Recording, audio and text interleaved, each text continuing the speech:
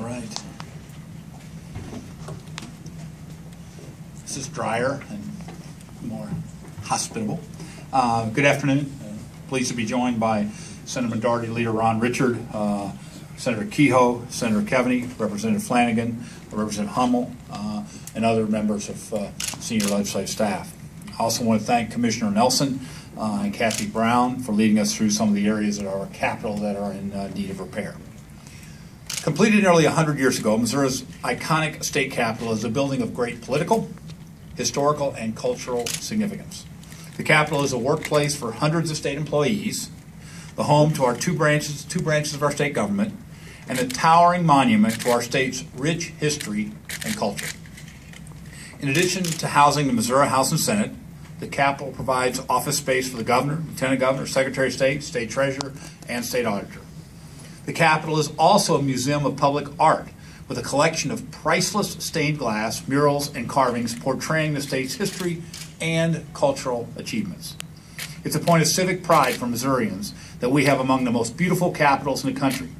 And each year, more than 430,000 visitors tour this iconic building, many of them students who come to learn about the history of government and of our great state. But as we have seen today, critical structural elements of the Capitol have fallen into disrepair.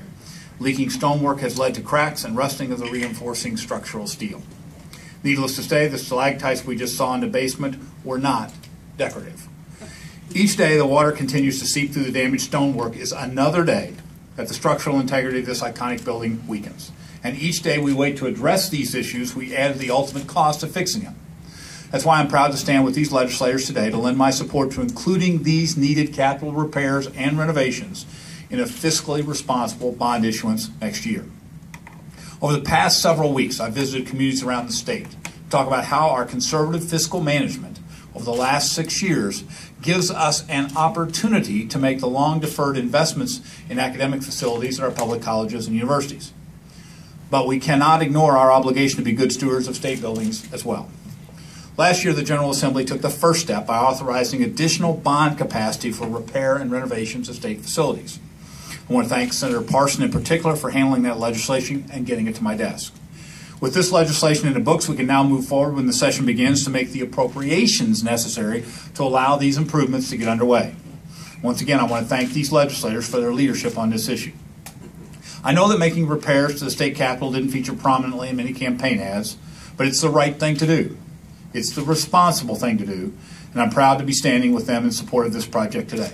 With that, there's a number of leaders with me. I'll be glad to let them make some comments, and we'll be glad to take your questions. First of all, former Speaker, we began talking about this when he was in the House.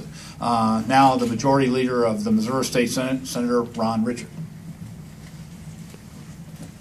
Thank you, Governor. I believe the Governor is correct. It's getting to be a place where it's dangerous to work in the basement. And I'm more concerned about Phil Brooks having an office means that he may be in the basement with the press, and we got to protect the press. The fourth estate is very important, very important.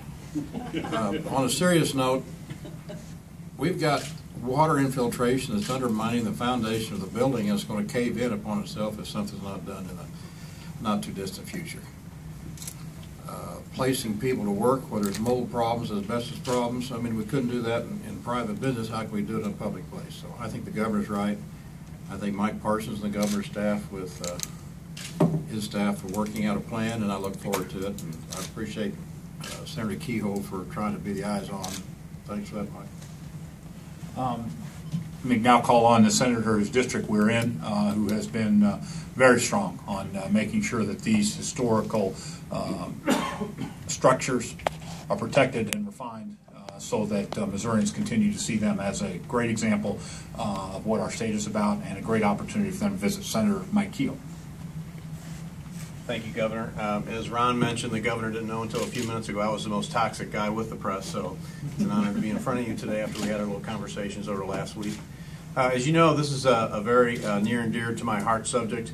It's interesting, last night I Googled trying to find quotes from famous policymakers about keeping up infrastructure, whether it was the politicians in Kansas or in Washington, D.C., and there are none.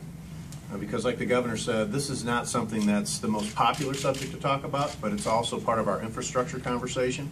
And this is the people's building. And if there's anything we can pass on to generations to come, it is the people. It is this building. And it's about to turn 100 years old, and I think it's very important that we address the issues to keep it going for the next 100 years. And I want to thank the governor and both House and Senate members, Democrats and Republicans. This is not a partisan issue to be able to try to keep this building going for the next 100 years and protect it for our kids and their grandkids, because I think this is what they want to see. This is the one tangible asset that people can say that they have, that is the seat of the government. So thank you. Well, especially with term limits, I think it's important for these senior members in a bipartisan way to step up, speak up about these long-term assets that need to be protected. With that, we'll now hear from the Senate Democratic leader, Senator Joe Keaveny. Thank you, Governor. You know, this is just a gorgeous building. And as an elected representative, we're the stewards of the building. We need to make sure that we can pass this on in a good condition. So I support the governor's initiative. I support both the Republicans and the Democrats in both the Senate and the House to make the required investment, to make this a safe place and to preserve its character. Plenty of character here. I mean, it's got great history, great history. Anybody in the House? Anybody? Okay, we'll be glad to take questions. Governor, the body plan